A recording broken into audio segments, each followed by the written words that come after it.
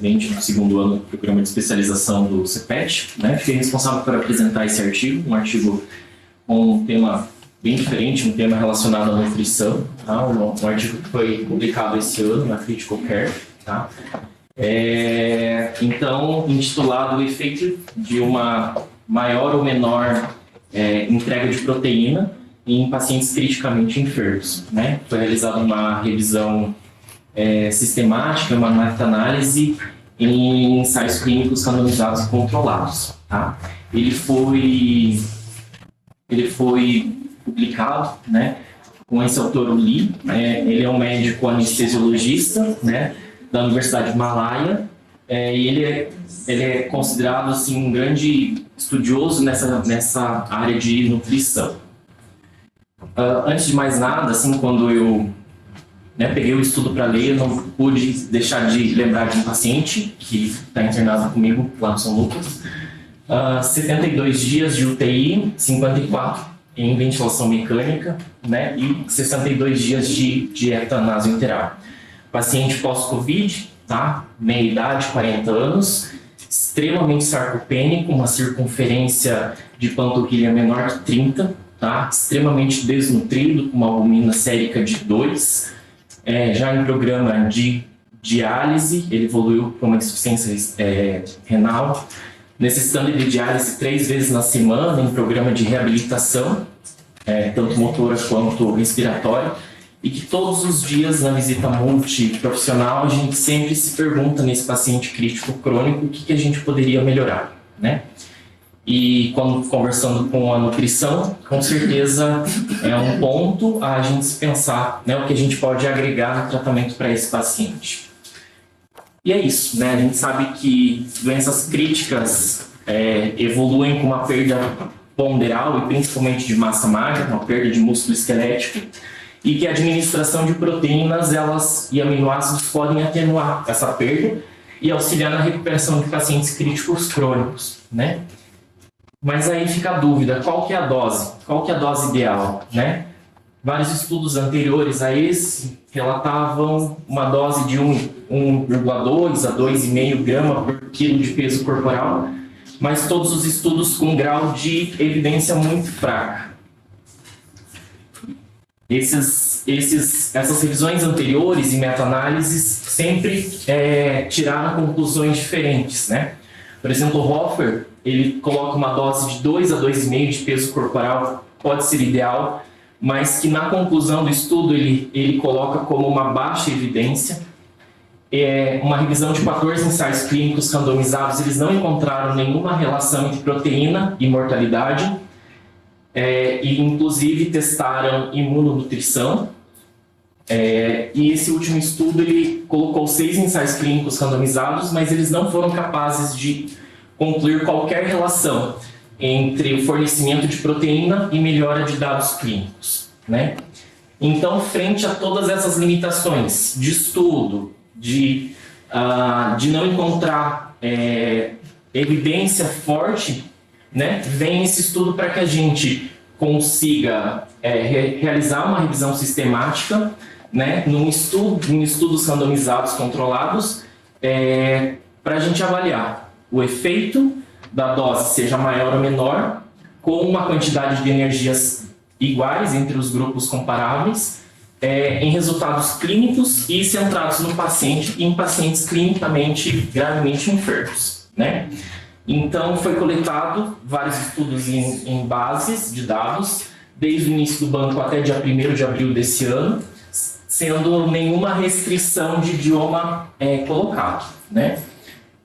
Foi incluído estudos que fossem randomizados e controlados em adultos com uma mortalidade em pacientes criticamente, né, graves, que estivessem ou em ventilação mecânica ou que tivessem um grau de mortalidade acima de 5% do grupo controle, que tivessem que fossem comparáveis os grupos entre uma grande quantidade de proteína e baixa quantidade de proteína, independente da via, em dieta enteral, dieta parenteral ou aminoácidos intravasculares.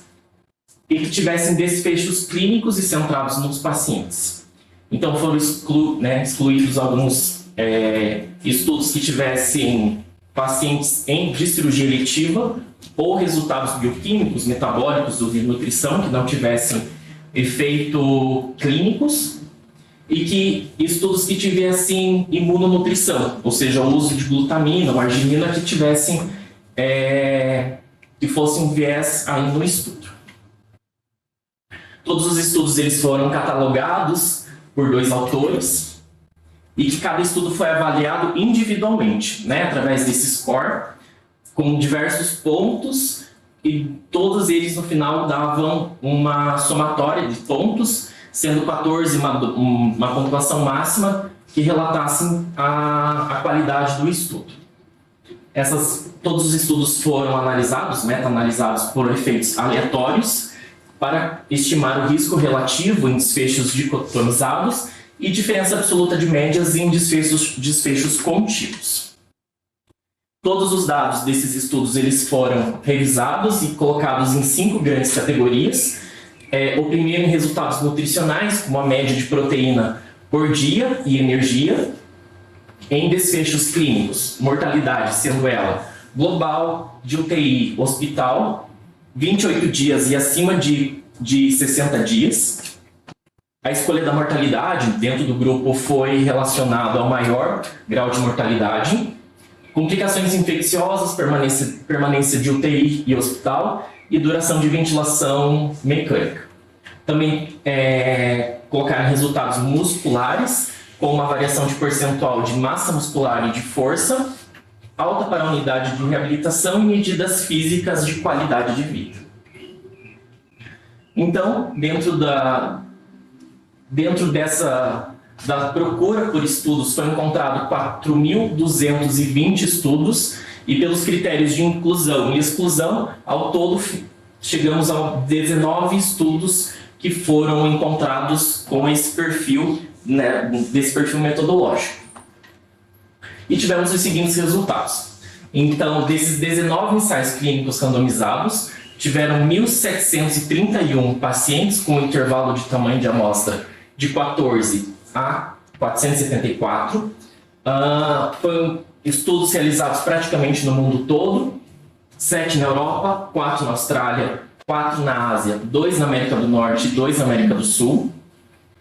9 estudos, a maioria era de população mista, ou seja, clínicos e cirúrgicos. 4 incluíam pacientes neurocríticos, 1 clínico, 1 pacientes cirúrgicos e 4 não tinham dentro do estudo o perfil da população.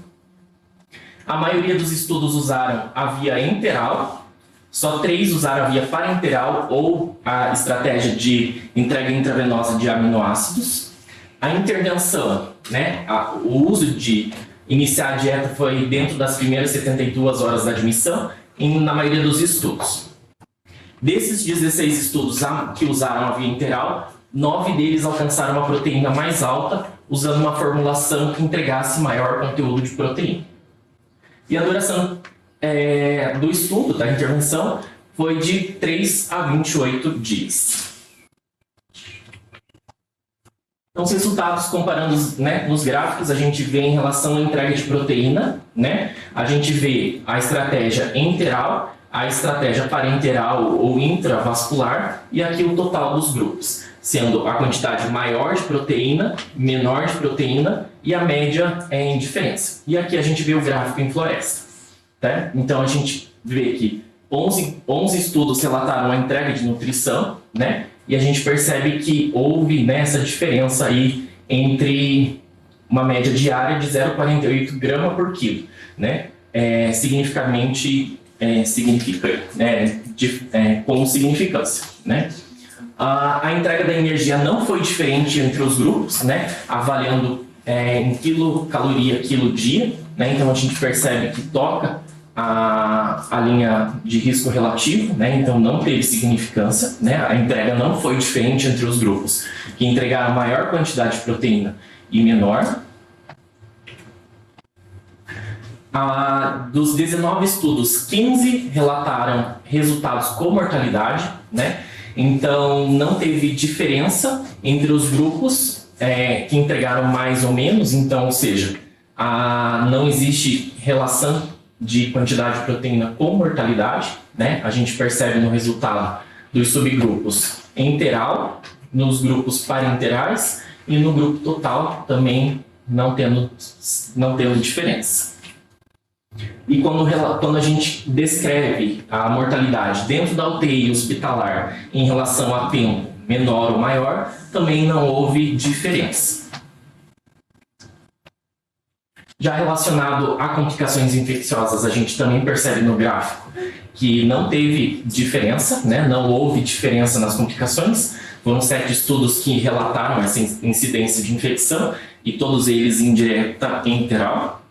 Também não teve alteração. Relacionado ao tempo de ventilação mecânica, foi encontrado 10 estudos que relataram a duração de ventilação mecânica e houve uma tendência a uma duração mais curta naqueles que receberam mais proteína, comparados àqueles que receberam menos, né? Então a gente percebe aqui mais proteína teve uma tendência e principalmente no grupo enteral. Já relacionado ao tempo de internação em UTI, foram relacionados 13 estudos, relataram tempo de permanência em UTI. Também houve uma tendência de menor tempo de permanência entre os grupos, e principalmente no grupo enteral. Da mesma forma, grupo total, resultado total, e o resultado da dieta enteral. Com essa tendência ao menor tempo de permanência naquele subgrupo do grupo que recebeu mais proteínas. Já relacionado ao tempo de internação em hospital, não houve diferença. Já os resultados musculares. Apenas 5 grupos daqueles 19 grupos, dos 19 que foram estudados, eles avaliaram o músculo quadríceps e a porcentagem de alteração muscular em semanas entre os grupos. Então, a entrega de proteína atenuou significantemente, né, a perda muscular, uma média de 3,4.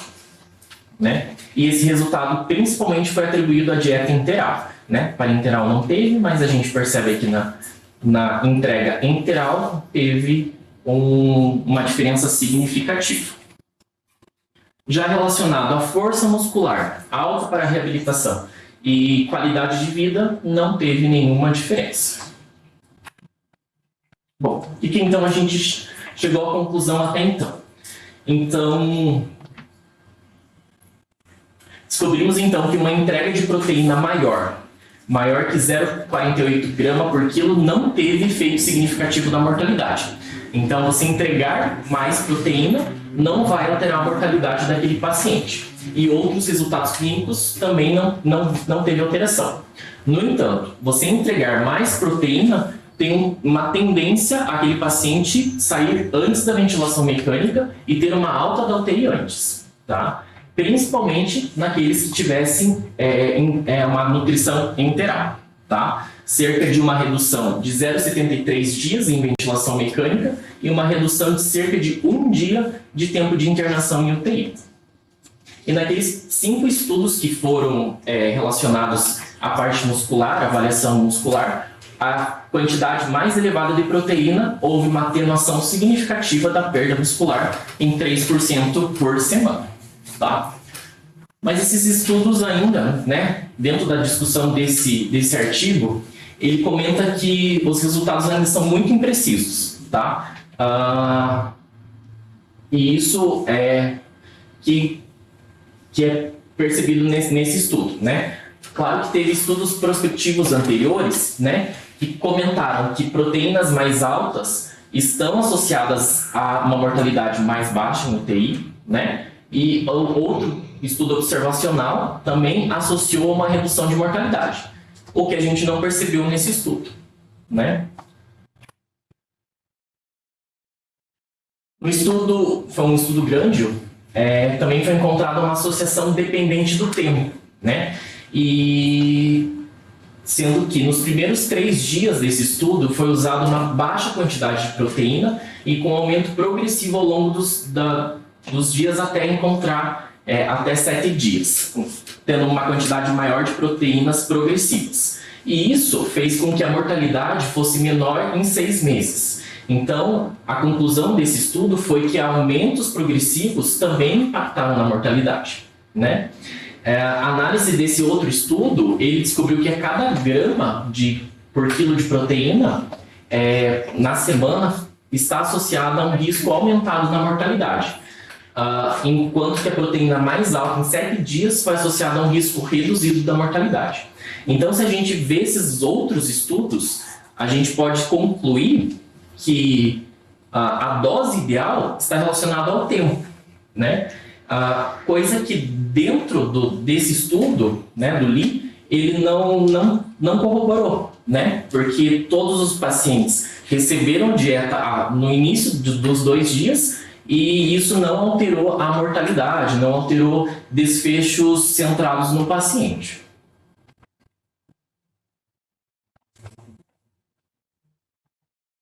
Em relação à perda muscular, né? Então a gente viu que essa entrega de proteína um pouco mais alta leva a uma atenuação de perda muscular, né? E os achados estão de acordo com outros estudos, né? Cada incremento de 1 grama quilo dia na ingestão de proteína está associado a um aumento de 0,39 kg de massa corporal magra, e essa taxa pode aumentar com treinamento de resistência, né? Então esses resultados eles sugerem uma combinação de alta quantidade de proteína e exercício pode ser bem benéfico em pacientes criticamente enfermos, né? É o que a gente encontrou. Bom, aí ele termina o estudo comentando sobre pontos fortes e limitação do estudo, né? O principal ponto forte foi a inclusão de apenas ensaios clínicos randomizados, controlados, com subgrupos de quantidade de proteína diferente, mas com caloria, com quantidade de energia iguais entre os grupos. Então, isso remove o potencial de confusão de calorias, né?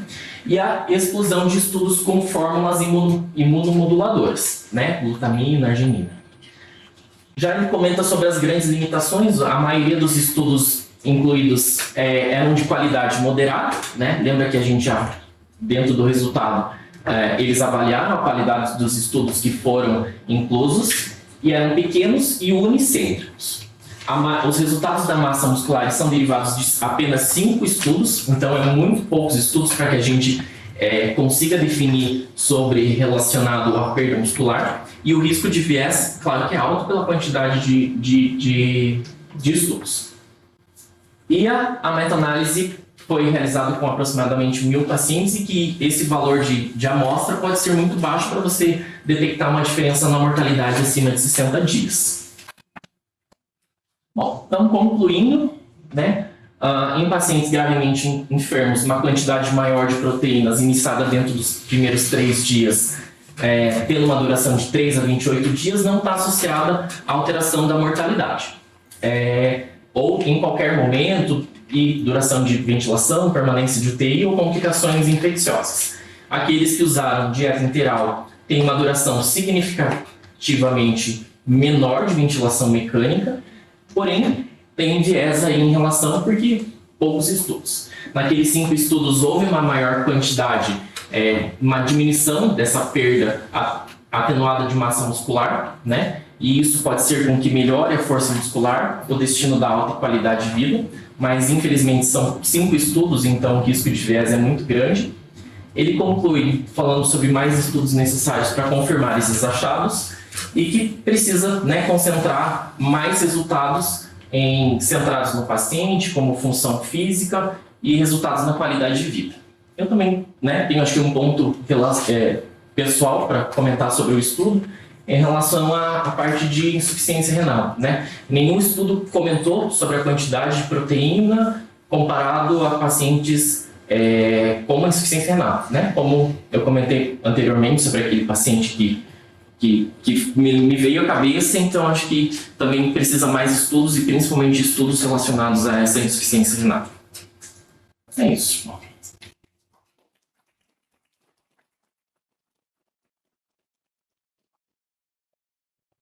Bom, acho que deu para poder ter uma ideia aí bastante boa, né? Da revisão sistemática que foram feitos com esses estudos. 19 estudos no final das contas. Tem mais de 1.400. 2.400. Acho que você já tirou dali ou está ali aí?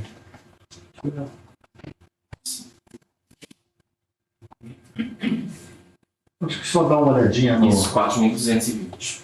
no que é que eles acabaram utilizando para poder fazer a inclusão. O grande... Aí. Foram pacientes adultos em ventilação mecânica com pelo menos chance de ter 5% de mortalidade. Pacientes moderadamente graves. Maior oferta de proteína por via enteral, eventualmente suplementação, nutrição parenteral ou eventualmente até aminoácidos. Estudou proteína com aminoácidos. Grupo de intervenção proteína baixa, diversos desfechos.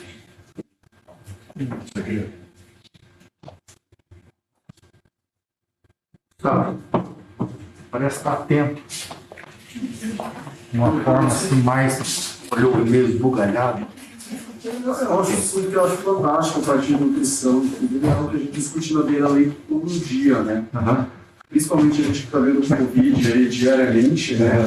Esses pacientes ficam muito tempo em ventilação, muito tempo com bloqueador neuromuscular, né? Eles... Nossa, tá aqui, verdade.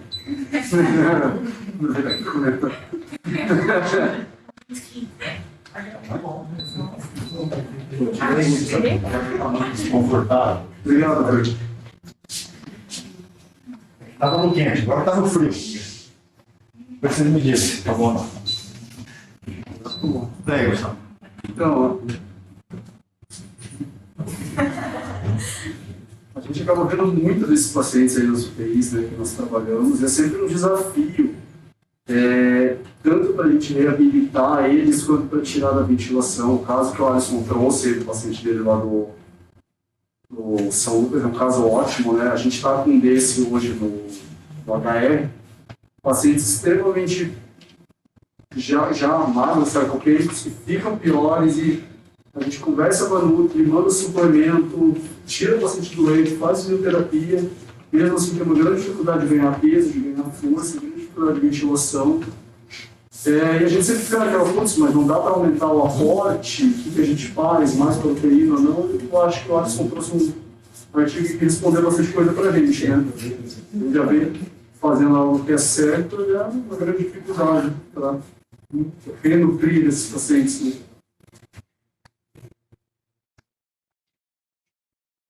É frustrante, às vezes, quando a gente não consegue somar mais pacientes. Da onde que você é mesmo? De São José dos Pinhais? Não, em Ponta Grossa. Ponta Grossa. Você faz? Clinicamente. Clinicamente. E lá não faz estágio na UTI? Não, a gente faz estágio na Lá também. E lá eles nutrem bastante, né?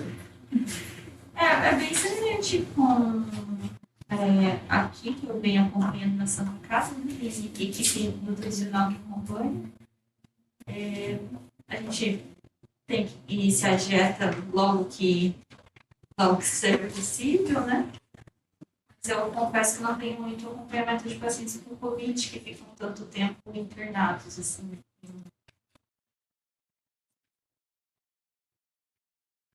que mais?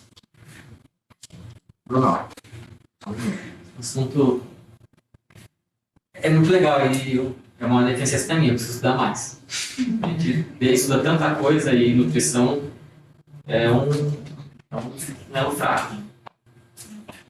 Estudar mais, muitas vezes a gente acaba conversando com o nutrólogo, ele fala alguma coisa, nutricionista, e a gente acaba deixando isso muitas vezes para eles, né? A gente acaba às vezes não se metendo muito. Você, não, o que está fazendo, acho que está certo. Acho que está bem.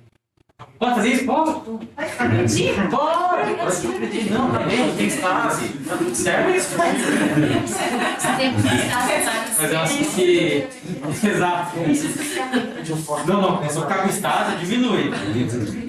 Então, é um assunto que eu acho que a gente tem que estudar mais. Diminui. Bom, sei o que eu posso dizer aí junto com o Alisson aqui. Primeiro, acho que eu já repeti isso também outras vezes para vocês, talvez o assunto da medicina intensiva que eu mais tenho prevenção, né? Mais tenho conflito de interesse. Né?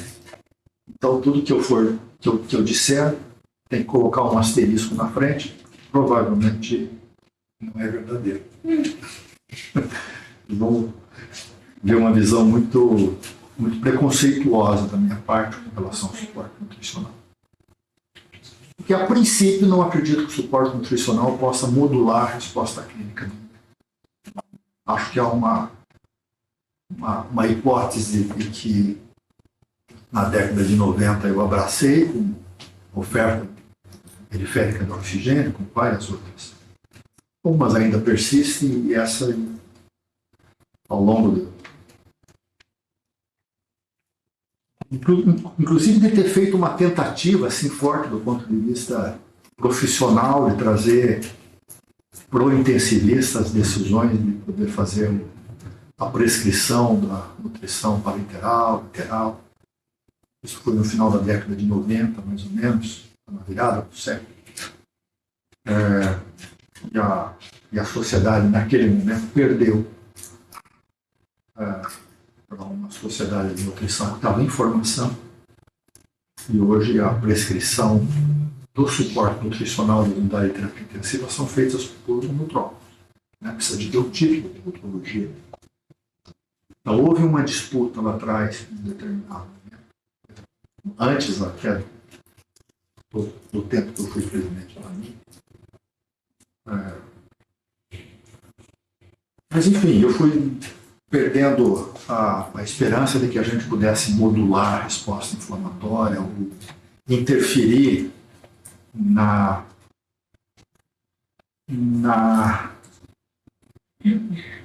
naquela troca de um doente que é gravemente doente, que faz um catabolismo, faz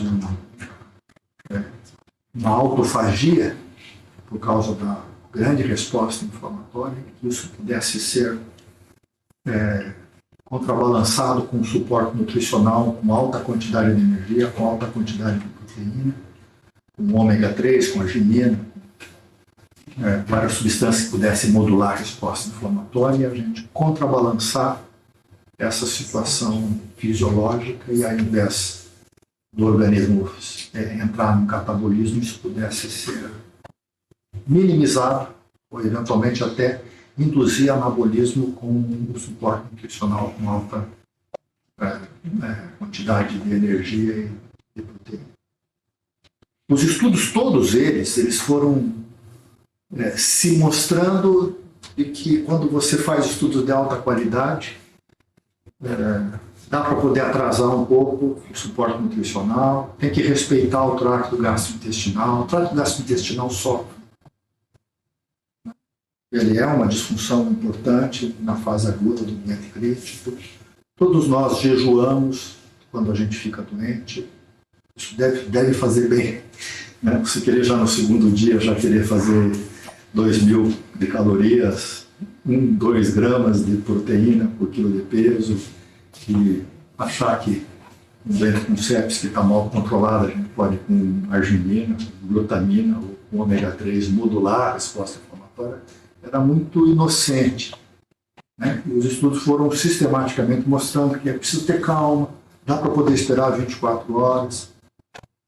Vamos retirar os doentes muito graves, muito desnutridos, esses doentes que são exemplos de vocês, esses doentes, de um modo geral, não entram nos ensaios clínicos. Estamos falando assim para uma normalidade de 2 desvios padrões, até 2 desvios padrões, 95% dos doentes que vocês encontram na prática. Dá para poder atingir o VAT no final do 4º dia, do 5º dia, do 6º dia, no dia que o doente já compensou, o trato gastrointestinal já está bem perfundido, né? E que ele já tem uma PCR que está mais controlada, que daí ele já não tem mais tanto hormônio contra-reguladores, ação da insulina, ele já não tem mais tanta citocina, e ele já é possível que esse doente possa fazer anabolismo. Mas se eu não consigo criar massa muscular comendo whey todos os dias, eu faço isso todos os dias. Se vocês vierem aqui na hora do almoço, eu estou com o meu shake. Não que eu quero criar massa muscular, que eu adoro fazer shake, mas a minha massa muscular só diminui. Né? E mesmo quem faz academia todos os dias, sabe que você fazer whey não faz muita diferença. Né? O que faz mesmo diferença é você fazer exercício físico contra a resistência. Não dá para fazer massa muscular. Isso é mais do que sabido. Né? Você não faz anabolismo porque você come mais. Você engorda, você urina, aminoácido, você faz outras coisas, mas não cria massa muscular porque você come mais. Não existe isso. Né? E não é que está inflamado, que está com altas doses de droga vasoativa, altas doses de corticoide. Fazer glutamina, arginina aumenta a mortalidade.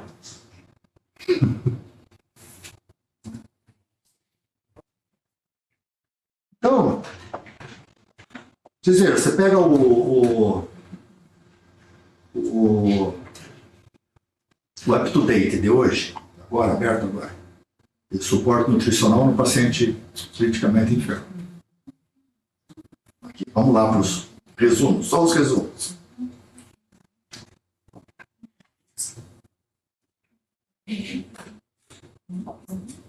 Virou mais ou menos assim, vai na pizzaria. Para a maior parte dos doentes criticamente doentes, a dieta nutricional prescrita, sugerida, é a dieta standard. Não adianta fazer a concentrada, não adianta fazer a rica nisso.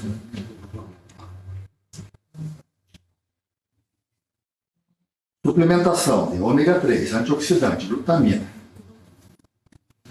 ornitina, quetoglutarato, nem sabia que isso existia, arginina, pré-bióticos, probióticos, pós-bióticos, probióticos, fibra, beta-hidroxi, beta-metil-butirato, imunomoduladores? Não, Fibra deve ser usada com cuidado em pacientes que estão usando droga vasoativa. Ou seja, o trato gastrointestinal tem que ser protegido. É possível que todos os mamíferos, quando ficam doentes, comem pouco, e a gente quer pegar um doente e entupir de comida na hora que ele está doente. Não faz bem. O trato gastrointestinal não vai absorver essa comida. Estou sendo preconceituoso. Então, vocês dão um desconto. Porque não acho que vai sair aqui uma bala mágica da gente fazer muita proteína para o doente ganhar massa. E por aí vai. Mantém a cabeceira elevada, para 40 graus, 45 graus, para o doente não aspirar. Dieta se faz aonde? No estômago. Nós sugerimos alimentação gástrica, ao invés de pós-pilórica. Quantas vezes não chamei radiologia? Na minha época, vocês não sei se ainda fazem isso, possivelmente ainda fazem em algum lugar, para saber se a sonda enteral está no duodeno. A dieta gástrica pode ser feita por tubo orogástrico, nasogástrico, percutâneo, gástrico, onde se quiser, mas faz ser pelo estômago. Cabeceira um pouquinho elevada, vai complicar, vai elevando essa quantidade e põe o doente para trabalhar. O doente tem que ser colocado para trabalhar. É meio naíve demais imaginar que a gente vai fazer um whey para esses doentes e um doente com uma perna fininha e ele vai ganhar massa muscular. Só porque você está fazendo dieta. Exato. O que faz aumentar a massa muscular é exercício. Controlar a infecção, controlar o estado hipercatabólico, que ele é hormonal. Né? Se der mais proteína para alguém, não deve fazer efeito. O trabalho vem nessa ideia de a gente, de alguma forma, respeitar essa fisiologia. né? Ficou assim, meio genérico demais dieta, entende? Por isso que é o meu preconceito, desculpe, com os nutrólogos, né? É legal a gente ficar discutindo, etc, etc, etc, mas no final das contas é dieta genérica, aquela que tem na prateleira, vai devagar, começa com 500 calorias, 600 calorias no primeiro dia, aumenta para 1.000, 1.200, 1.500, está fazendo 2.000 calorias lá no quarto, quinto, sexto dia, né?